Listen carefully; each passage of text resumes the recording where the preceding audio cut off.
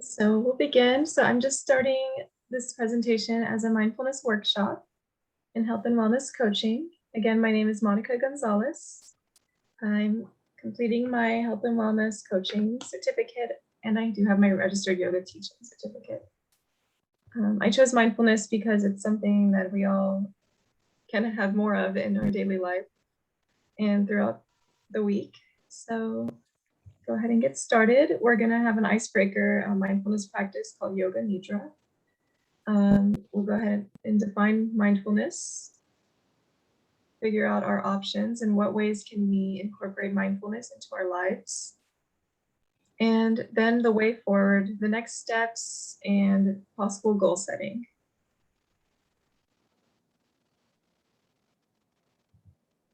So let's see. Have any of you here heard of Yoga Nidra before? No? Okay.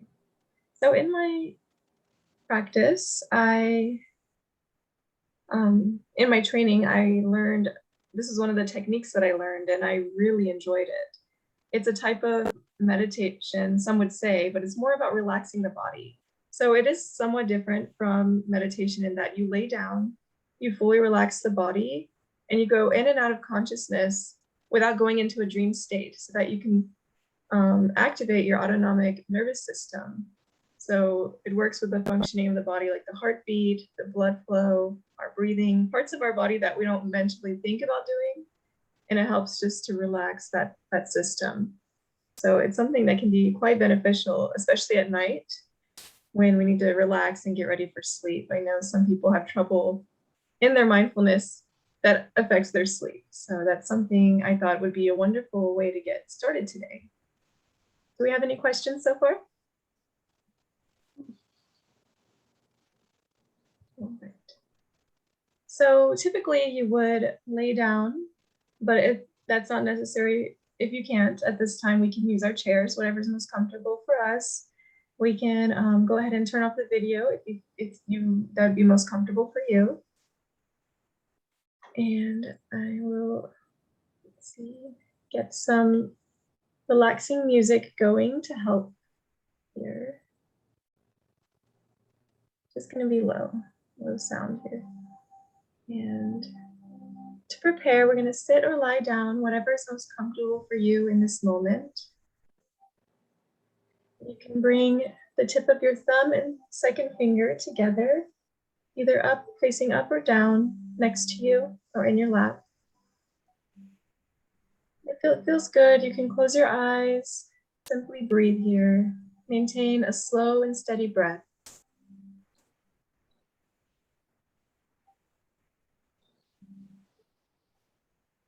And what you want to do is slightly lift your right foot off the floor. Flex your toes. Feel the tension in the right leg. And release, lowering that foot down.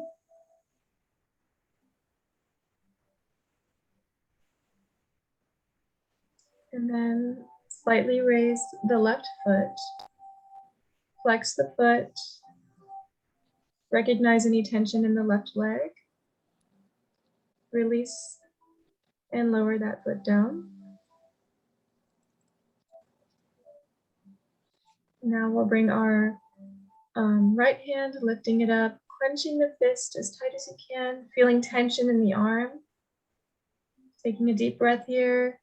Exhale and release, lowering that arm down. And on the left side, bringing that hand out, clenching the fist tight. Feeling any tension in the arm. And release and lower down. And if your head is resting on a surface, we'll just bring it forward, feeling the tension in the neck, maybe moving the head side to side. Just recognizing tension. And breathing here, exhale, and then bringing our head back to a comfortable position. And from here, we'll continue to breathe. Inhale and exhale. This is where we'll scan the body. So we'll start with the crown of the head. Simply recognizing it exists and breathing in and out, exhaling, feeling any tension, bringing awareness to the tension in your head, crown of the head.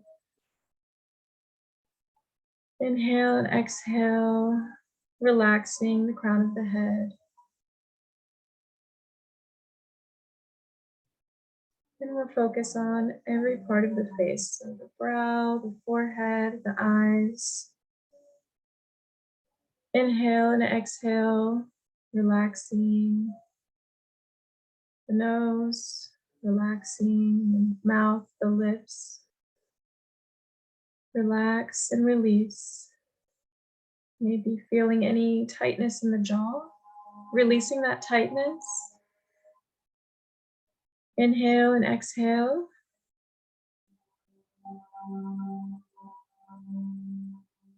And into the shoulders. Relax the shoulders down. Inhale and exhale. Releasing any tension there. Feeling any tension in the arms, the forearms, elbows. Inhale and exhale. Release. And focusing on the hands, fingers, knuckles. Inhale, exhale, release any tension and relax. Relaxing the arm, the full arm, relaxing the hands. And moving down the neck to the spine. Inhale, exhale through the spine, relaxing the spine. Every vertebrae. In the chest, inhale. Exhale, release any tension in the chest. Moving down to the stomach. Inhale, exhale, releasing any tension there. Relax, breathing. Recognizing the space within our hips. Inhale and exhale. Relax, release any tension. Relaxing the hips. Focusing on our thighs now, our hamstring, our knees and our joints. Inhale and exhale, relaxing the full leg down to the shin, the calf muscles, releasing the calves, releasing the muscles. Inhale and exhale, relaxing the ankles, relaxing the foot, every muscle and every little bone in the feet. Wiggling the toes, and relaxing the toes. Inhale and exhale. Focus on your breath here for a moment. And do an overall scan of the body.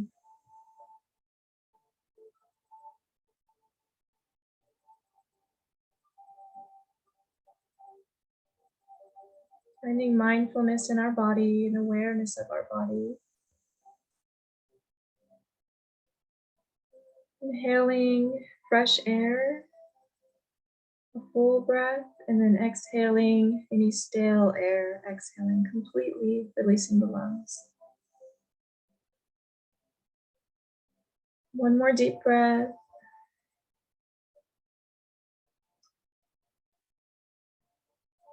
Good. Slowly bringing your awareness back to the present moment. When you're ready, sitting up again if you need to, maybe turn your video back on, and we'll resume with the workshop.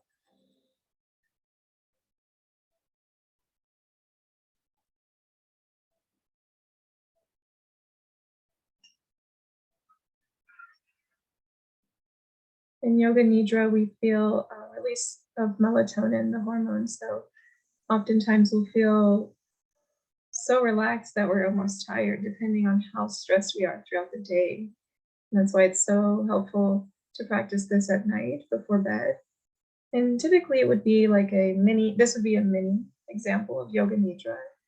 Usually it's like 30 to 40 minutes. It's an entire like session, and really take the time to see the different parts of the body and releasing that tension in the body. All right. Karen, I see you were relaxed.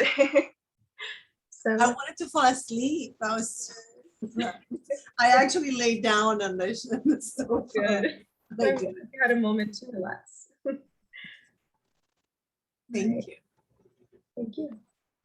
Anyone have any thoughts or anything regarding that session?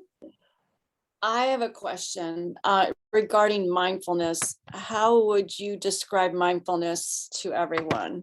To everyone, I do have a definition of it here in my presentation, but I would say it is being in the moment and accepting that things arise when they arise and we can't force them to happen. Does that sound like something that similar to you, or what is your definition?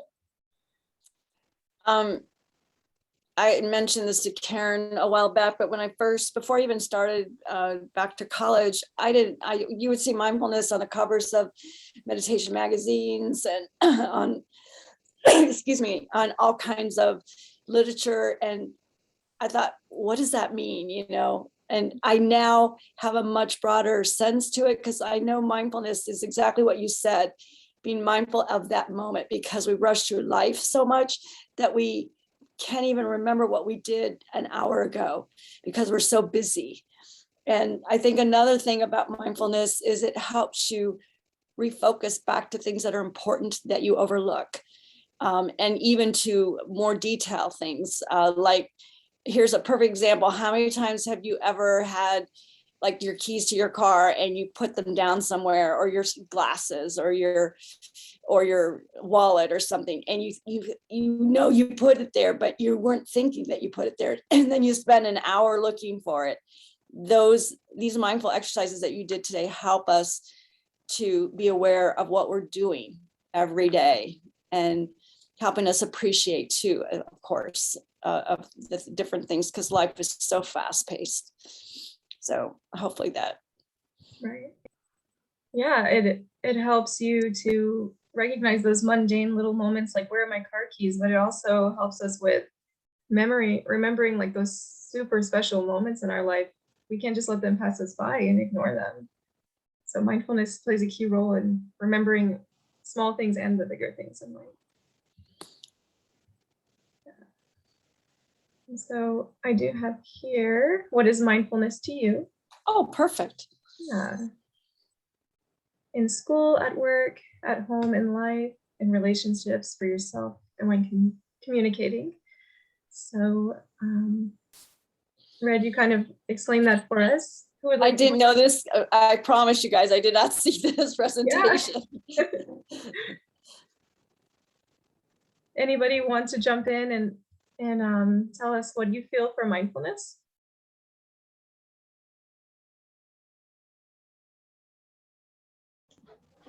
Mindfulness to me, I've kind of started thinking of as like just kind of having an overall general idea of like what's going on around you, how I'm feeling, like just kind of being able to go through, like sit down and just think about, okay, how am I feeling? Why am I feeling like this? What could I do to improve upon how I'm feeling? Just kind of stuff like that. Thank you, Rachel. And Michael? Hi, mindfulness, I think it's self-awareness, and it's a lot with relaxing and doing, good things and just being in harmony. And I want to thank you for sharing this with us today. That was the first Zoom yoga that I've ever seen. And when you talked about the crown of the head and the different parts of the face, I could actually feel the relaxing going on. So that was very effective. And thank you so much for doing it. It was really enjoyable. And I don't have any tension now. I hope it just stays this way. Thank you. Awesome. Of course, I'm so happy that you felt something from that and released some anxiety or stress from your day. Thank you for sharing. Would anybody else like to share what is mindfulness for you? All right, so here I do have some questions. What does mindfulness look like in your life? So I'm just going to go around and ask everybody a few questions so we can get some ideas of how we already are practicing mindfulness. Red, would you like to go first? Oh, you're on mute. I can't hear you. I shared something earlier in the meeting. I had a horrific scene that happened last night. I rescued a dog that was chemically burned severely, and we are rehabilitating her. She opens doors and she got into my kitchen and attacked my Great Dane. And my Great Dane, of course, was excruciating pain. And my husband was luckily there to pull this dog off of him.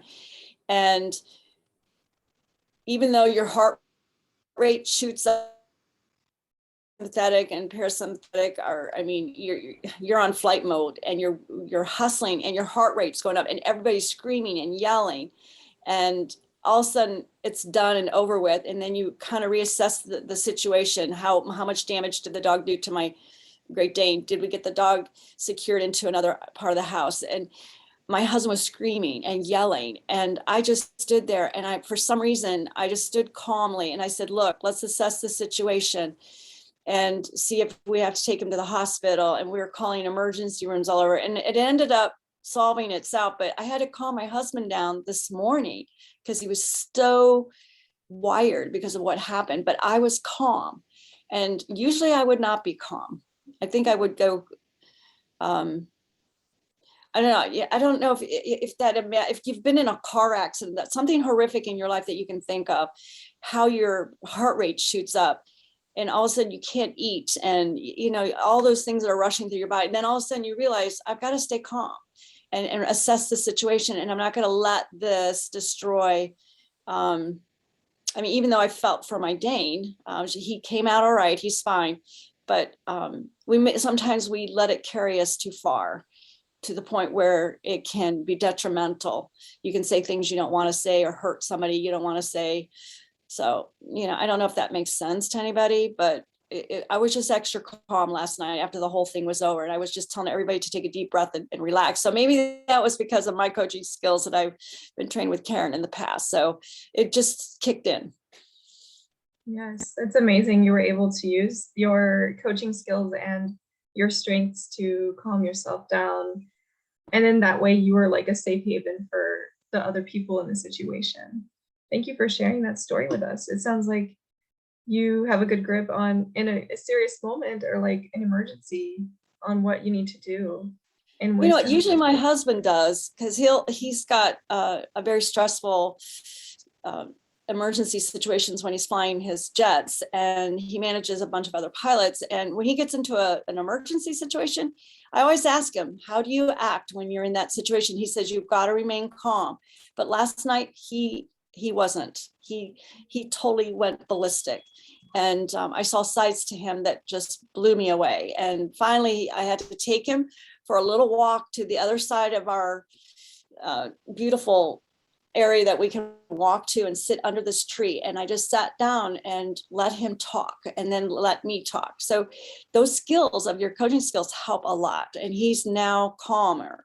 Will he continue that? I hope so. But I use his skills for what he taught me.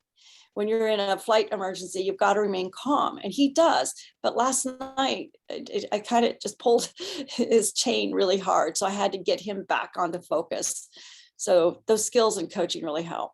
And your presentation absolutely brings me back to where I need to go. Thank you. Thank you for sharing. Karen, do you want to share what mindfulness looks like for you?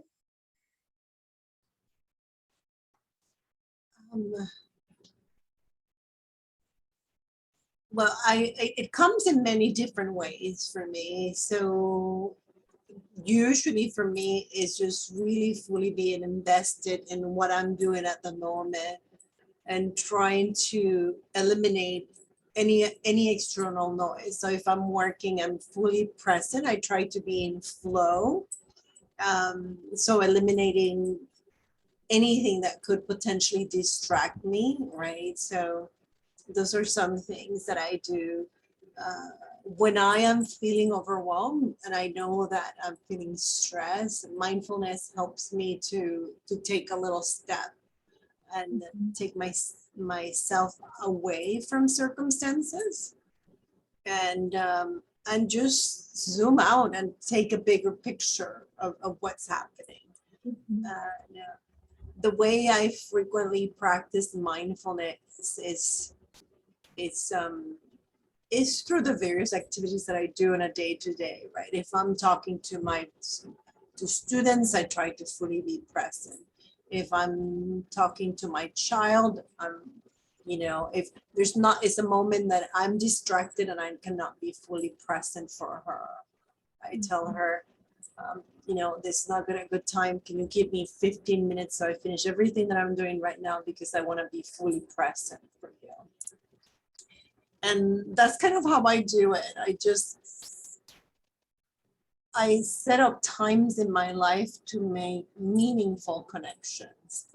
And I think that being mindful throughout those processes is how I do it. Oh, okay, excellent. It sounds like you have to use your strength of honesty with yourself and others so you can make that time, like with your daughter, for instance. Rachel, would you like to share what mindfulness looks like for you? I'm sure. So pretty much, I guess, like the job that I have right now, I work as a seasonal zookeeper. So mindfulness kind of there, like it can get really hectic real quick depending on what's going on. So it's just trying to like stay calm in the environment and then try to like keep in mind the animals, like making sure I know where the animal is at all times. And then just kind of keeping in mind too, like my list of duties I have to do is kind of like keeping in mind, it's like, okay, I have like this much time to do it. So just keeping in mind like my list of tasks. And also in regards to school, just kind of like trying not to get too caught up in everything. Cause I know if I'm like keeping myself busy and not taking breaks that I can get real stressed real quick. So it's just making sure to keep in mind, it's like, okay, take breaks just to like get schoolwork out of my mind.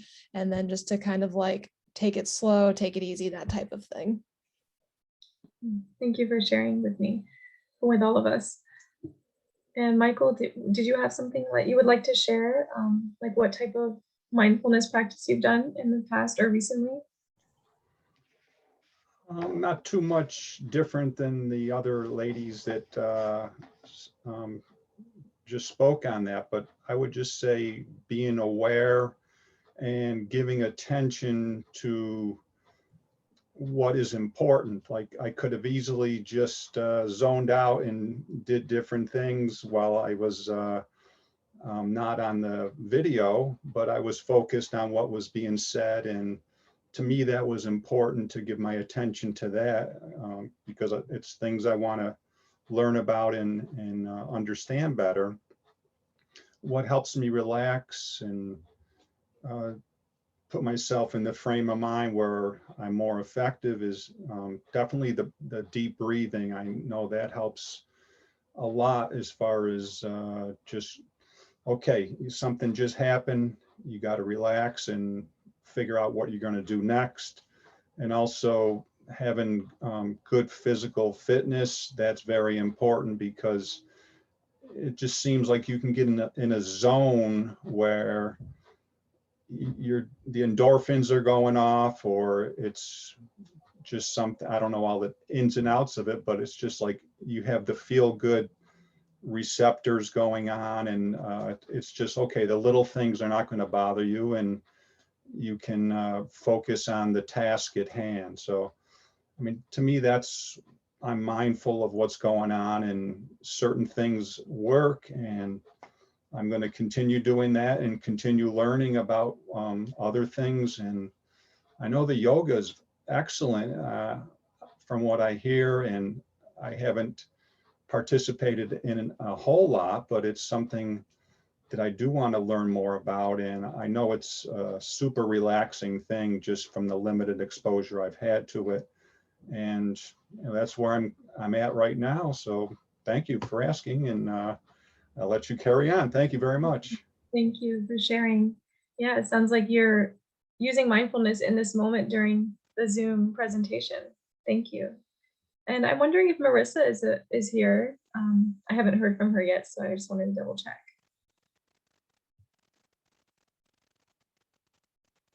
Okay. Well, we only have about like 4 minutes, so the presentation's a little bit longer, but I'll try to get through it quickly here. The next one, I just have a quote. It's a mindfulness quote of like, no matter what we're going through, whether it's hot or cold, if we're able to stay present in the moment, if we're in pain or something like that, it'll be most valuable because we have control over our mind, even though our senses are kind of going off. And then mindfulness defined, which we kind of already went through that there. The benefits: restores childlike wonder, which is one of my favorites because it helps us to remember if we laugh and we have fun, we're being mindful and in the moment. And that will reduce stress, improve relationships, our sleep and memory. As we had already mentioned, Red mentioned how it helps your memory. That's so important because a lot of times we're just maybe like on our phones, we're mindful of our cell phone, but then things are going on around us and we're just not even presently thinking about it. And from here, we can quickly discuss our options. So we've kind of gone through that a little bit, and maybe, let's see. Yeah, so like next steps, is there anything, Red, that moving forward from today that you would want to practice or in mindfulness? To get back to the breathing, and my favorite time is to do it just when I get into bed. And there's been some days where, well, usually I'll do it, but lately I've been getting to bed too late.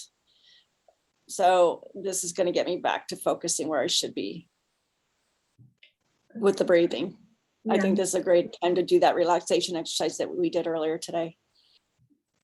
Absolutely. I'm looking forward to doing some yoga nidra before bed tonight as well to help me fall asleep. And Karen, how about you? Is there anything, a first step that to get you more mindful this week? You know, I've used this sofa in there to sit back and read. Like sometimes when I have to read, I pull the pillows on the floor and I just lay down there and read. But I've never used it to do a body scan. And that was very new for me. So I really liked it. I mean, there's a a trade-off. I may fall asleep, but I really liked it. Thank you. That's what I'm going to continue to do. Awesome. Thank you for sharing. And Rachel, would you like to share your next step in creating more mindfulness in your life?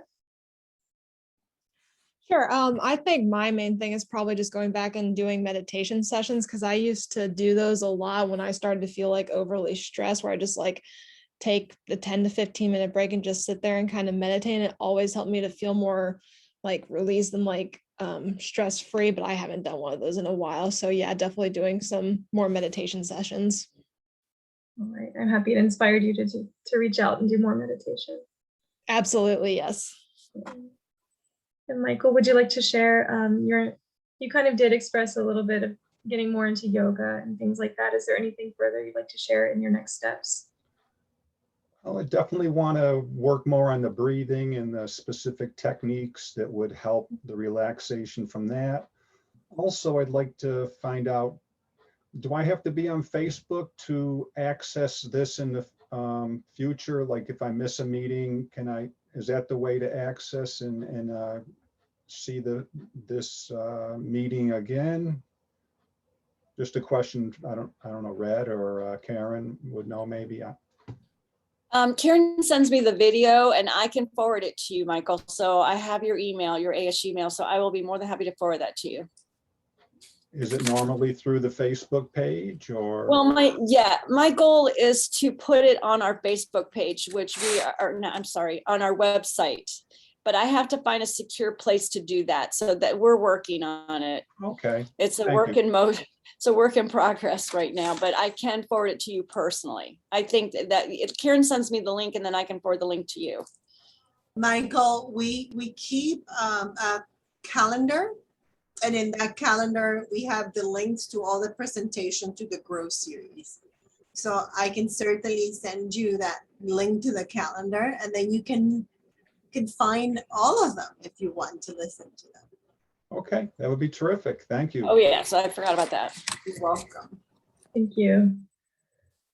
And I'll just wrap up here. I had the SMART goals chart listed, and we're all very familiar with those, I'm sure. And just thank you for all listening and being here today.